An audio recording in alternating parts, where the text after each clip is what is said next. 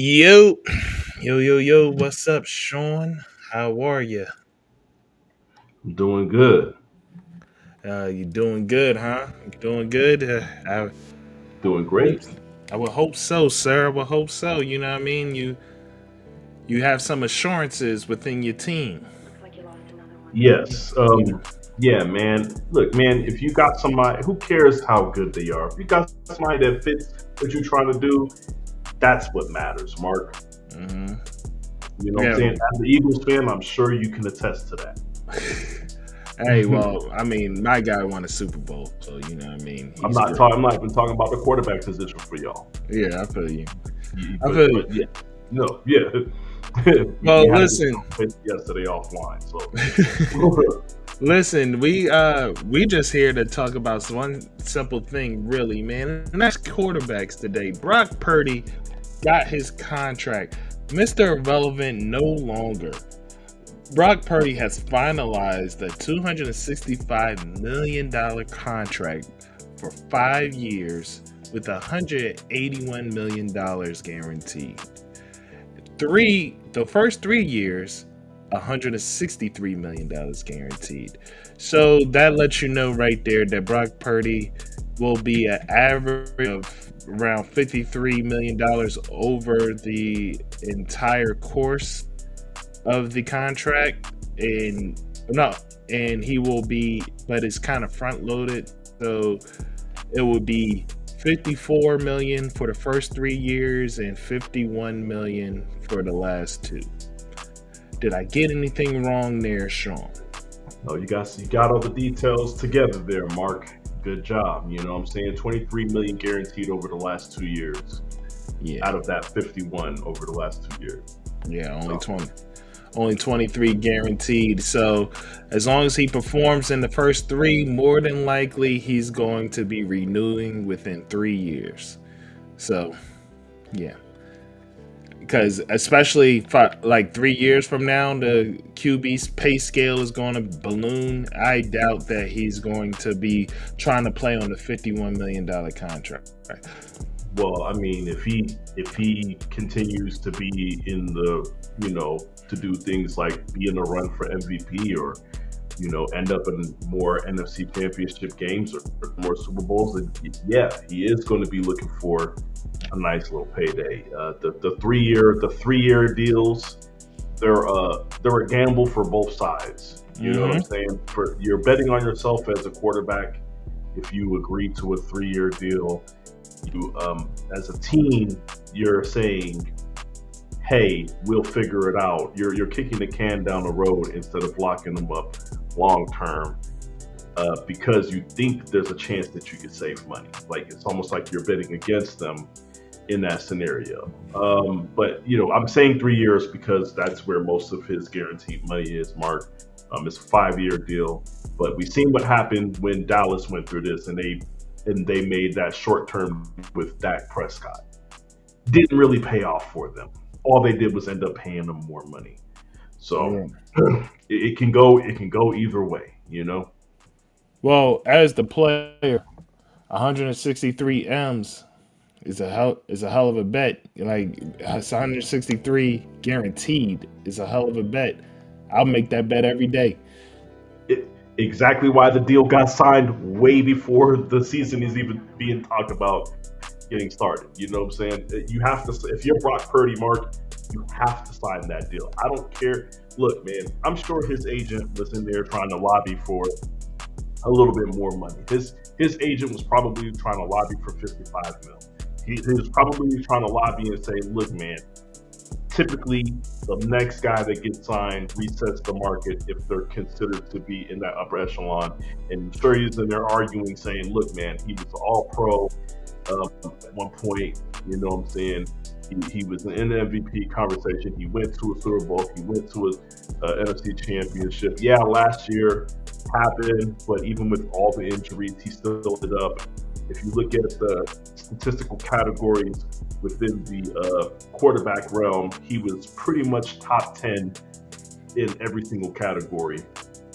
So they can say that, and of course that's what his agent is probably going in there and saying. But look, they tell you, I don't care if it was for 50 mil, Mark. If they're telling you they're giving you that 60, 63 up front in the first 3 years, you got to sign that.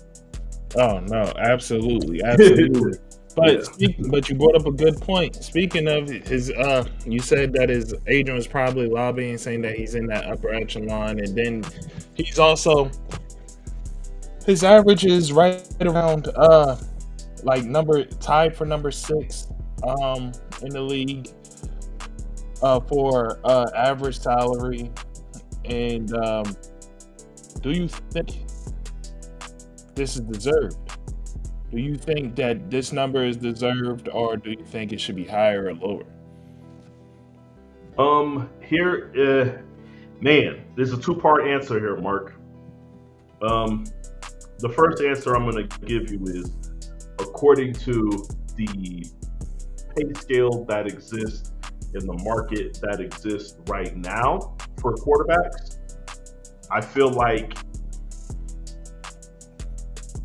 you can't argue against him deserving this. When you look at names like Tua getting the same amount, when you look at names like Trevor Lawrence, who has no business getting that amount, getting these amounts, and Trevor Lawrence is getting more than this guy's, right?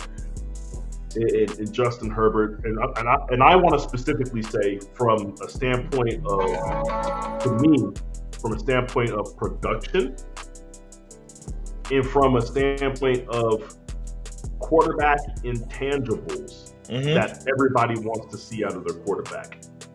Trevor Lawrence don't have those intangibles. Justin Herbert don't have those intangibles, but yet they're getting paid $53 and $55 million a year.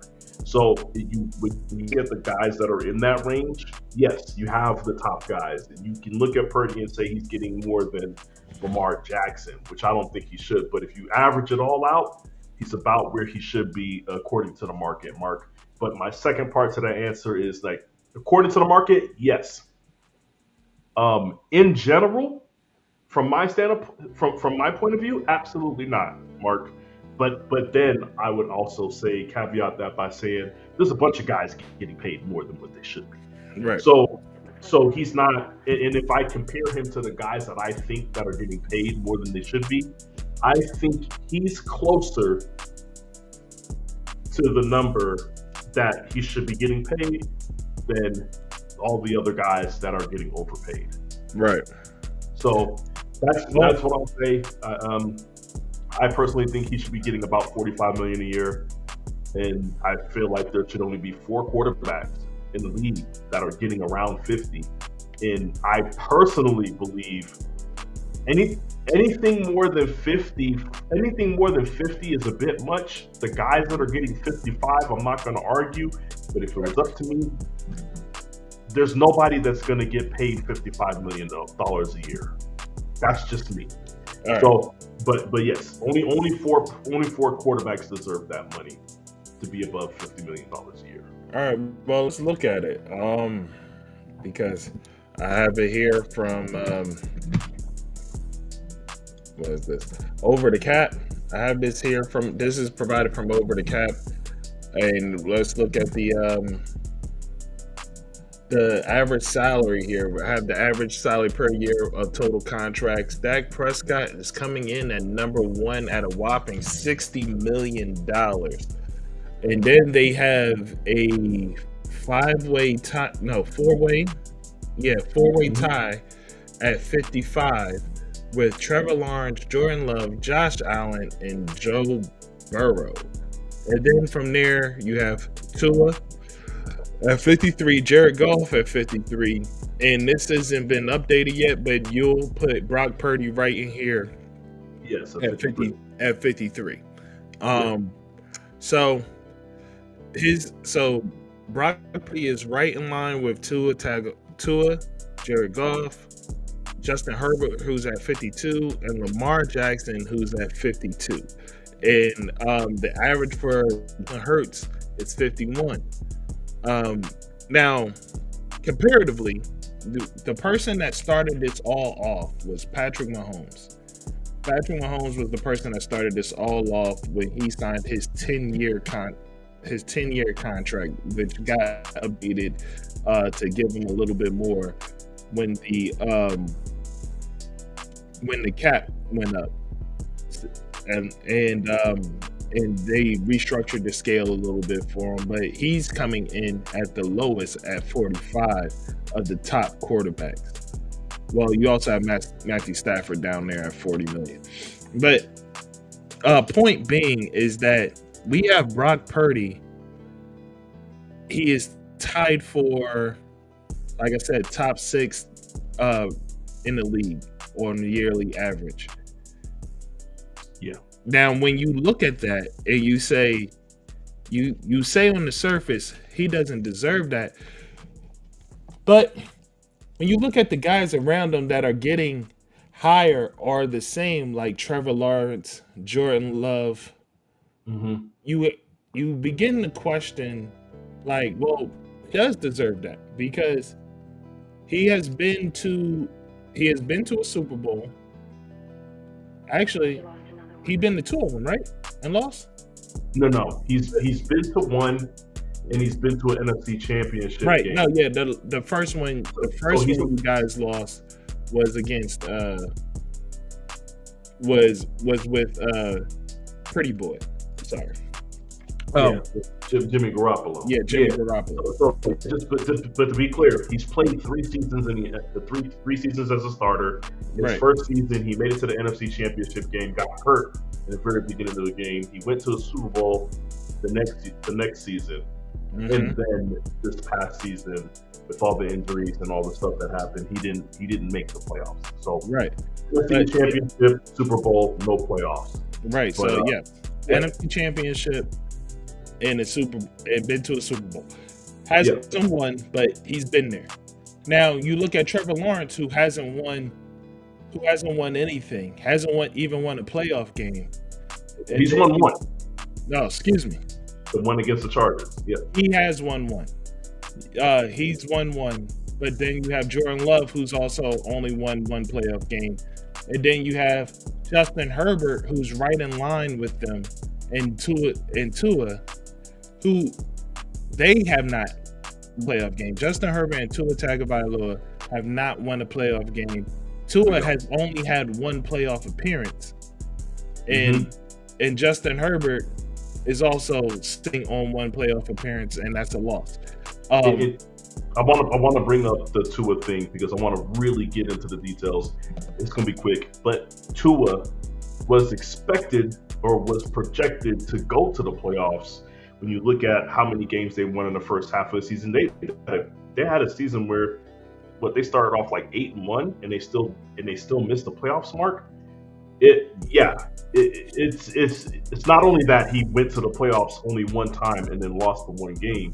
It's the fact that he missed the playoffs in seasons that he was supposed to go and they were projected to go, and they won enough games in the first half of the season to go. They choked out. You know, he has a habit of choking out towards the end of the season and not making the playoffs.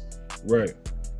But the thing is though that Brock Purdy does deserve this money when you look at those type of names and how they have underperformed in these games, or just period throughout their NFL career. Looking at you, Trevor Lawrence and Justin Herbert, like the big moments you guys haven't been there, and so you look at Brock Purdy, you're like, no, he does deserve this. But is it really a question of him deserving it, or is this a question of the QB pay scale has ballooned to a degree that is beginning not to make sense?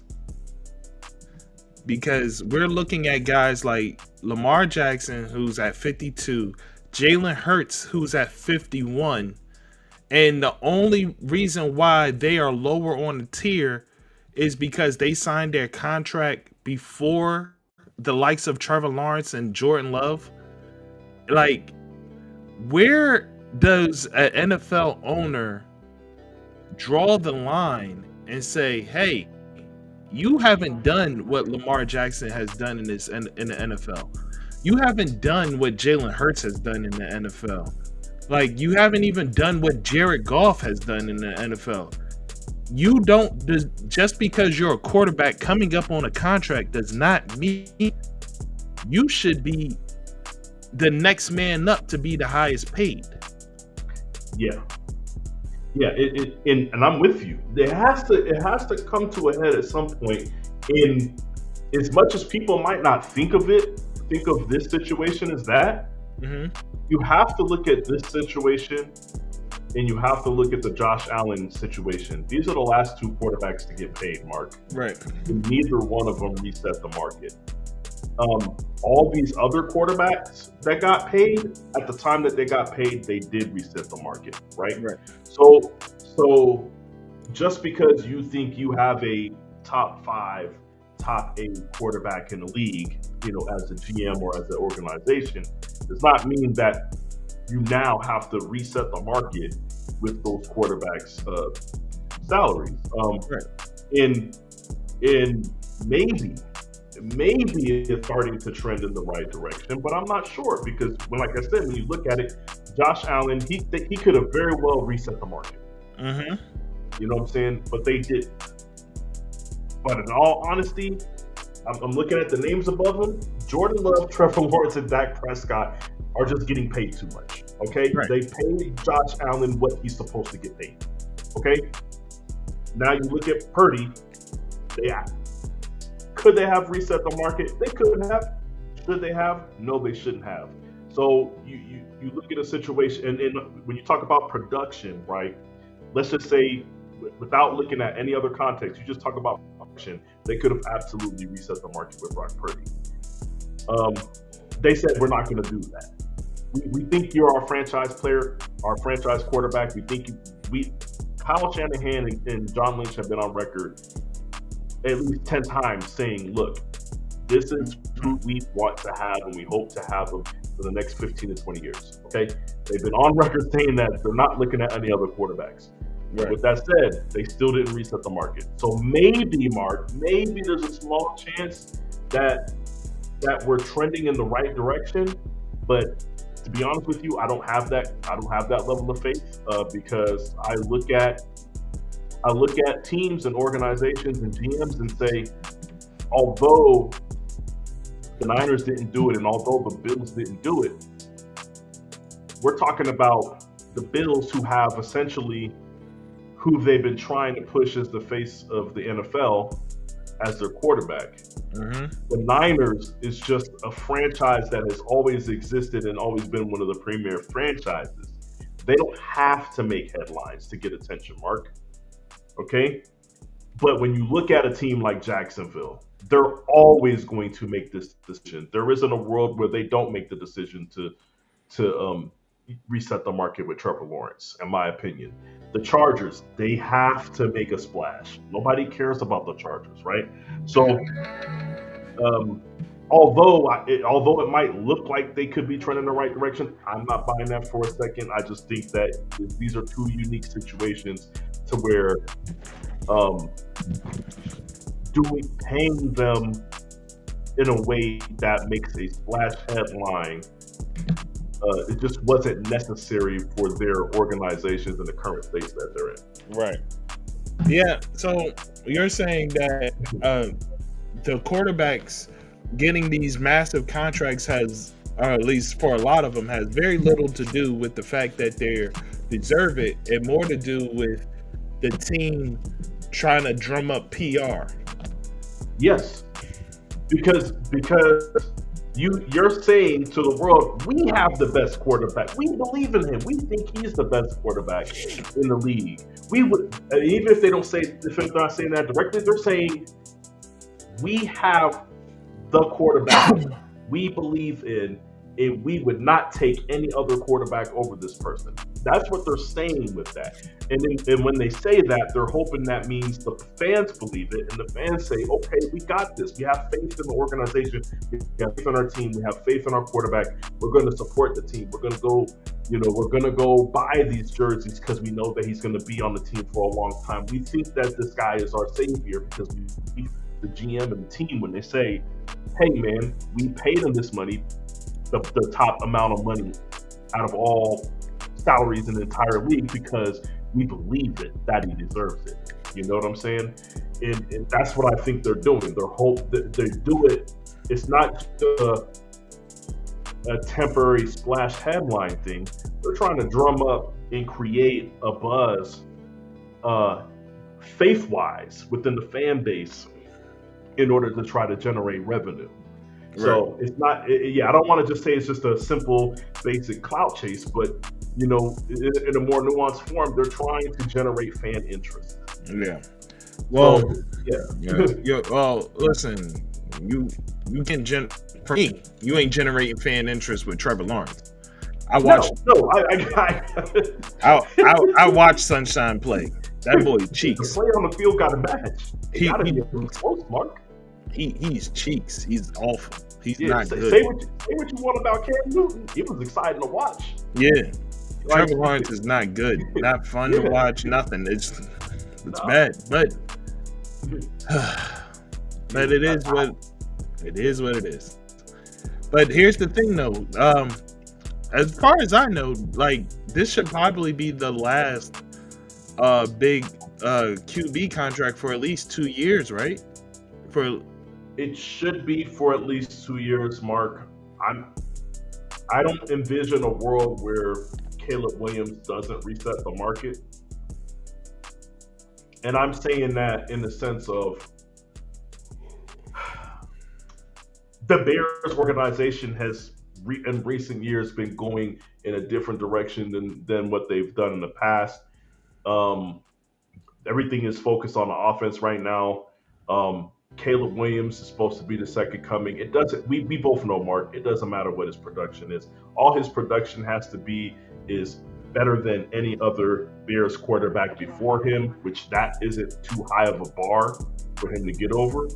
And if he does better than any other Bears back in franchise history, Mark, they're going to reset the market with Caleb Williams. That's what I'm expecting. That's the next one that I expect to be a reset the market contract. So, and I do believe that's what they're going to do. They're going to pay him 2 years early, Mark. They're not going to do what we did and go back and forth during Brock Purdy's fourth season. They're going to very beginning or before the beginning of Caleb Williams' fourth season, which would be 2 years from now, they're going to pay. Listen, you say that, and I hear you, but I don't see that happening. I see them approaching him to do it, and I see them approaching Caleb Williams to do it, and I see Caleb Williams dragging this out, and a la Jamar Chase into another season, and it's not going to look good. Like we've already seen the opportunism of Caleb Williams so far in the NFL. I mean, the young man has a book out, and he's only played one NFL season. Like you're spitting right now, Mark. And you know what? This is what I'll say to you, man. I got a few comments to piggyback on that. You know what? I'm wrong. You're right. And I'm gonna say this. I was just gonna say, because my first initial response to that was just gonna be like, yo, if they're offering to reset the market with him, regardless of his performance, like I don't think he's winning the Super Bowl or going to an NFC championship in the next 3 years. And if they're willing to reset the market with him, considering those things, why wouldn't he take the money and just get it signed right away? And then you said what you said, and I'm like, you know what I said? I'm thinking this is my response. I'm like, because it's not enough. The man wanted ownership coming out of college. Exactly. He had a whole other year of college to play. He wanted ownership, right? There's nothing. He has an insatiable appetite. Yeah. For extravagant things. He wants to be the first. He's trying his best. He wants to be a trailblazer, a trendsetter. So it's not enough for him to just be the guy that resets the market. So you're right, Mark. A wise man once said, maybe you know this guy. Give a girl the world that chick want galaxies. Okay, somebody said that, but and that's Caleb Williams. It's not. I'm in agreement with you because I don't think there's anything that is going to satisfy Caleb Williams. Hey, I have a quick question for you. What's Like, up? did you use the quote about give a girl the world because, like, because Caleb Williams runs around with nail polish on? What's going on here, I dog? mean, look, man. Like, If you like, look, if the like, shoe fits, that wasn't the main purpose. But if it rolls right into the context and it goes with it, then it is what it is, right? I'm just saying. I see it. Look, who who else do you know that is just not satisfied with the world?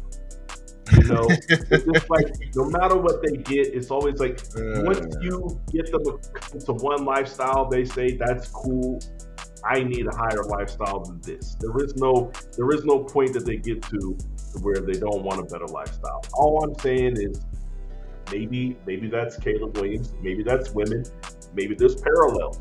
I don't know, Mark, but but all I can tell you is I remember the quote, and I said, you know what, this fits the situation. You know what I'm saying?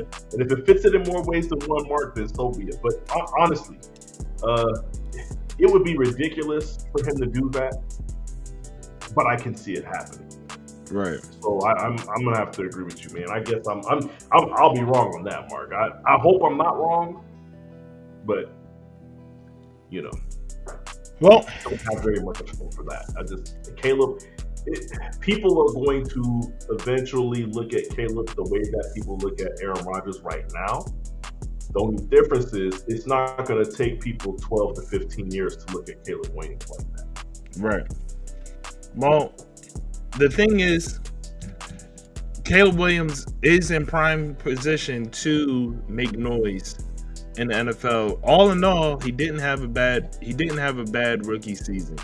Wasn't now. He did. No. Now, comparatively, because here's the problem when you come out boisterous and speaking the way that he has, or stamping things the way that he has, asking for ownership and all, like, or the rumors that came out, he asked for ownership and all the things that came out around it. The quotes of, "Hey man, we're not going to be using you much," talking to the punter and Phil and kicker, you know what I mean, like.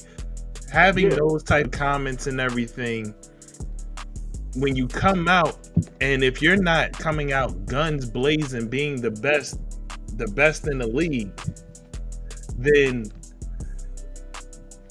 it, like, your decent season for a rookie now looks bad. Yes. Like, because, like, essentially what you would have had to do was come out like old buddy in for the Commanders. You would have had to play like that for in order to earn the way that you were talking. But you didn't. So, all right, Cat, get down. but yeah, like, in order to earn the way that you were talking. So, but you didn't do that. So now, comparatively, your season had looked bad. So, in order to come out better, you have to do something different this season. You have to show up, and, like, hopefully he does that. But he's in prime position to do that because Ben Johnson is now his head coach, and Ben Johnson did great things over there for Detroit, and he has the receivers. He now has a solid running back. Like, things should look differently for the Bears. Well, I was gonna say, shoot, they went and drafted who I think is the best tight end that was in the draft. So he got weapons. You know what I'm saying? He's gonna have weapons. I like Ben Johnson. I think Ben Johnson has an eye for talent. And I think the best thing about him having an eye for talent is he already knows exactly how he's going to utilize them within offense, and the two usually match. I'm not usually a fan of coaches being able to have GM powers or to have as much say when it comes to drafting players, because typically they think they either think they can do more with the guy, or they end up intentionally saying, "Hey, I'm so great, I could take this guy that nobody wants and I could turn him into something." Ben Johnson is not that guy. Ben Johnson said, "I want Jameson Williams." You know what I'm saying? He's not going in the bargain bin, and that's what I like about Ben Johnson. So yes, I think not only just this year, Caleb is going to have these weapons around him, but for the future, as long as Ben Johnson is the head coach of this team, he's always going to have a great offensive weapon. Man, that's all, I mean, I guess that's all I need to say. But yeah, like, and if Ben Johnson had anything to do with the man, I'm missing the name, the drafting of their right tackle there in Detroit. If he had anything to do with that, then Caleb Williams shouldn't have too much worry about in the future going forward with the offensive line as well. So, well, we'll see. Yeah, we'll see how this all plays out for him. We'll see how this all plays out for him. We'll see how it plays out for everybody. We'll see what happens with Brock Purdy. Now that he has his money, will he continue to be able to play the way that he has been? Or will the lack of Deebo Samuels and the changing of the San Francisco 49ers offense affect him and cause him to have a dip? We'll see about it all. You know, we don't even know if Brandon Ayuk will be available at the beginning of the season yet. And then, you know, Ricky Pearsall, is he going to be 100% after recovering from the shooting? Actually, there's a lot of question marks about San Francisco, brother. No, everything going into the season is question marks in potential. You know, everything is question marks and potential. I think we have a lot of potential, but I also think we have a lot of question marks. I believe in the potential of our players combined with Kyle Shanahan. His hand is being forced, Mark, for him to play these young players, which in most cases he usually doesn't. So, but I like the potential of them. What I don't like is the question marks that we have when it comes to our vets. Trent Williams, how healthy is he going to be? He's never healthy for an entire season. He came back this year, but this might be his last season. You look at CMC. What's going to be the deal with CMC? We know how valuable CMC is, especially when he's healthy. We know what our team looks like when he's not healthy. You know what I'm saying? So, and then you look at IU. So, I mean, let's just say something happens to Trent Williams and then we don't have IU, Trent Williams, and CMC. What does our team look like? You know what I'm saying? As much potential as I think our guys have, it's not enough to make up for those guys not in 100% or not being there. So, yeah, a lot of potential, a lot of question marks. We'll see what it turns out to be. But the one thing I do believe in is I do believe in Brock Purdy, and I do believe in Robert Saleh as our defensive coordinator. And already just from the draft, you can tell that he had a hand in picking the players that we got. Right now, what's his name? Michael Williams. They're saying he looks like everything that we've been looking for in a defensive end to be opposite of Nick Bosa. So that's what the reports are, not just from the local reporters, but they're saying that he looks really legit. So I mean, looks like our defense is probably going to be really good, but like I said, question marks are going to be on the offensive side and our vets. Yeah. All right. So, real quick before we get out of here, I just want to bring this up, even though this was just supposed to be about quarterbacks today. Yeah. The Boston Celtics absolutely gets taken to the woodshed in the game 6, 119 to 81. Mark, this is what I'm going to tell you. Remember that time? Remember when they moved on from Ime Udoka, and we said everything that we saw from what's his name? What's the new coach's name? Missoula. Joe Missoula. Right. Everything that we've seen from him, we just like I don't like the way he coaches. Right. He He seemingly doesn't care too much about defense. Um, although they have all the pieces to be the best defensive team in the league.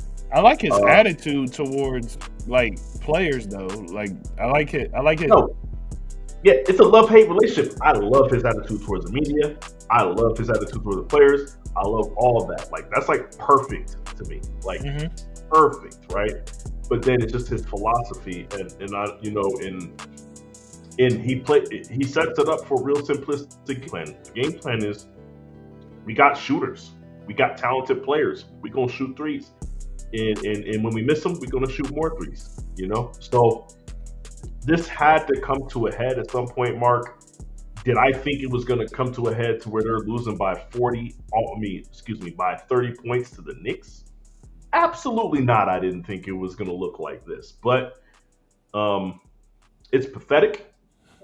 There's no look. Jalen still on that team. Porzingis is still on that team. Drew Holiday's still on that team. Look, man, y'all still have a roster. Derek White's still on that team. Y'all still have a roster. It's still, to me, it's still the best roster in the NBA. And even missing Tatum, there's still a better roster than the Knicks. Getting blown out by this is it's a travesty. It's a travesty. It's a stain on Joe Mazzulla's coaching ability. Look, man, Well, I like it for the sense of maybe it's telling them you can't come out next year and try this. right. Now, here's the thing.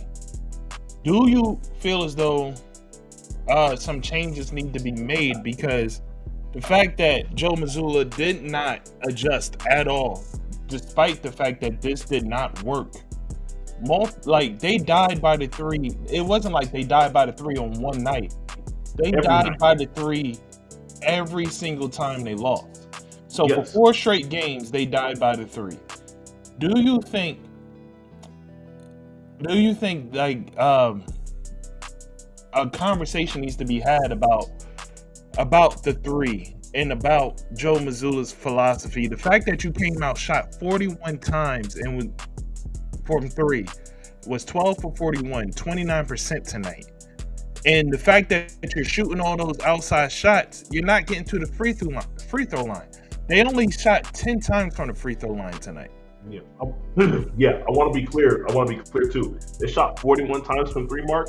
That's the second least that they've shot. That's the second least attempts that they've had in this series. If that's the second least, like that's almost the least that you've had. That's crazy.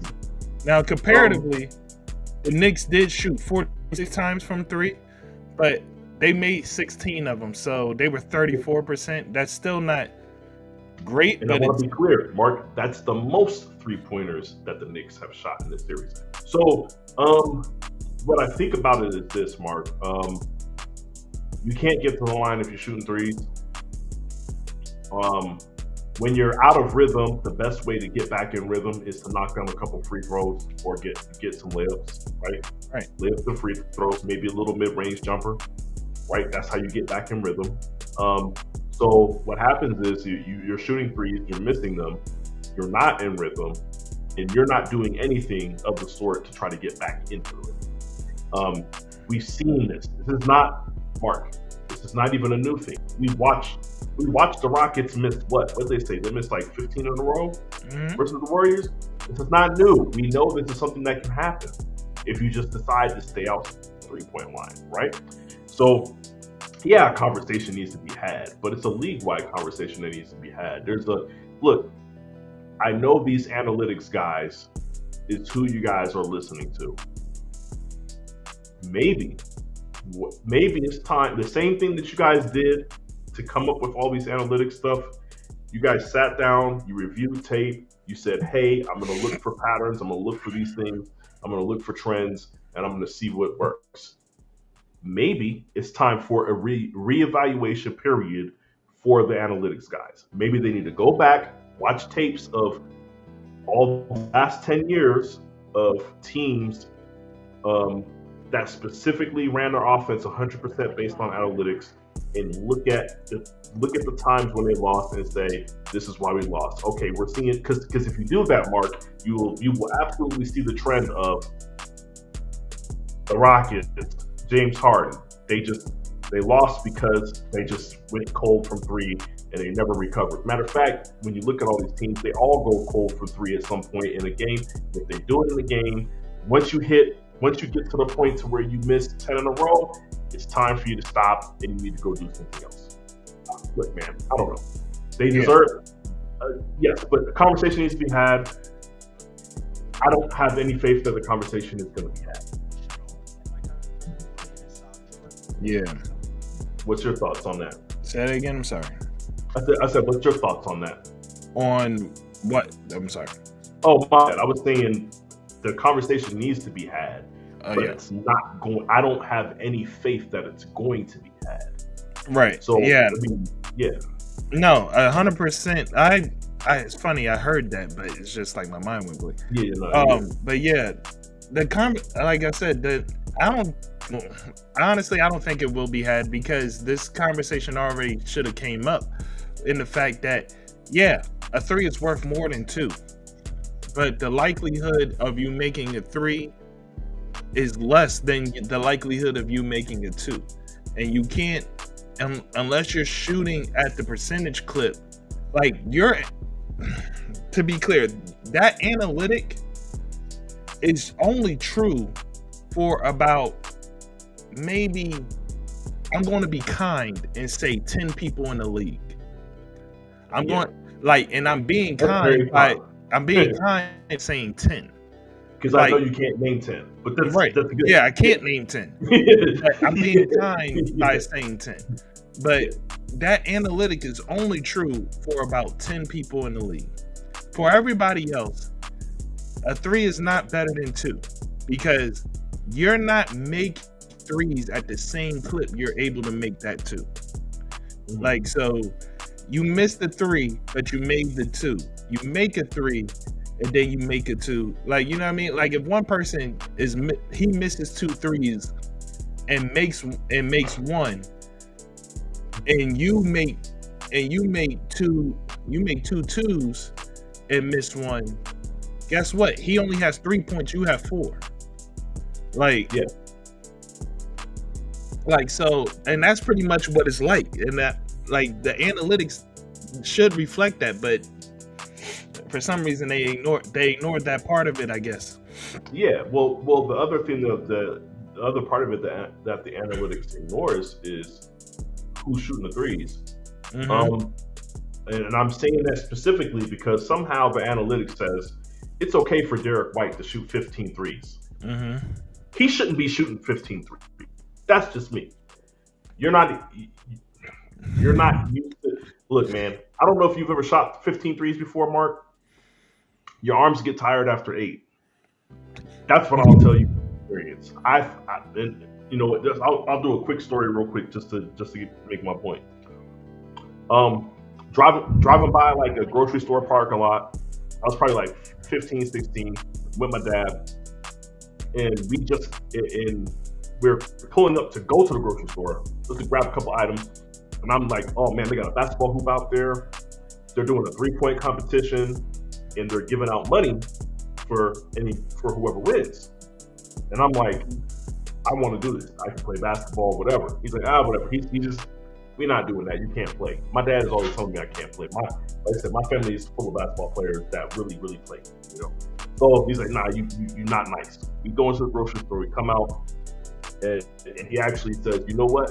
I'll let you do it. Now here's the kicker: that the cost to play was $20, and then it was like if you won, then you can make like $200. So I'm like, okay, cool. My dad's like, he thinks he's wasting this money. He pays it.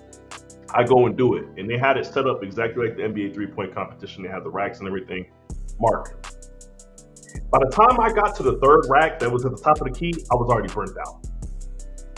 Mm-hmm. So shots in, but I was burnt out before I left the 2nd rack. All my shots were short. Everything's going. Like, I understand that NBA players train, they shoot 1 million shots, and that's not everybody though. Everybody's not Gilbert Arenas. Everybody's not Kobe. Everybody's not getting up 1,000 shots. in the morning before the games and all this other shit. That's why I'm saying Derek White should not be shooting those. If Tatum shot 15 threes, I wouldn't care. If Jaylen Brown shot 15 threes, I wouldn't care. Derek White is not shooting 15 threes on my team. Okay? Right. Whatever his name is, Podzy, whatever his name is for the Warriors, he shouldn't be shooting 18 threes. You know what I'm saying? These are guys that are not conditioned for that. They're guys that are not used to having that type of green light. They're guys that are not even used to putting up 18 shots, period, in the game. And then you're going out there and you're telling them they have the ultimate green light. So on top of who's shooting the threes, Mark, I don't know why they're ignoring that in analytics. But the other part is I don't know why they're ignoring the type of threes that are being shot. Mm-hmm. So how have you seen the game, Mark, where you have you see a guy who shouldn't be shooting the three in the first place. He's sitting out on the line, and you can see a 7-footer closing out on him, and he takes the shot anyway. Mm-hmm. According to analytics, I don't know if they can't count that as contested or uncontested, but that's a bad three-pointer. Right. You guys are so concerned with shooting three-pointers, you're not even taking quality three-pointers. So I don't understand how analytics is missing who's shooting it and whether they're quality or not. Yeah. Well, all right, brother. We just watched. We didn't watch it, but there's a blowout that happened, and I'm glad I didn't watch it because I'd rather not watch a massacre. No. Like, you know what I mean? I'd rather not watch a massacre, but I'm going to catch up on the highlights. Anyway, man, that's it for this. This ended up going longer than I wanted it to be, but you know, that's how it go when we just having conversations and talking about sports and stuff. So hopefully this was enjoyable for you guys. If it wasn't, let us know how we can make it better. And if it was, send a shout out for that as well. Link, like, subscribe as always. And remember, it's only entertainment. Peace. Peace.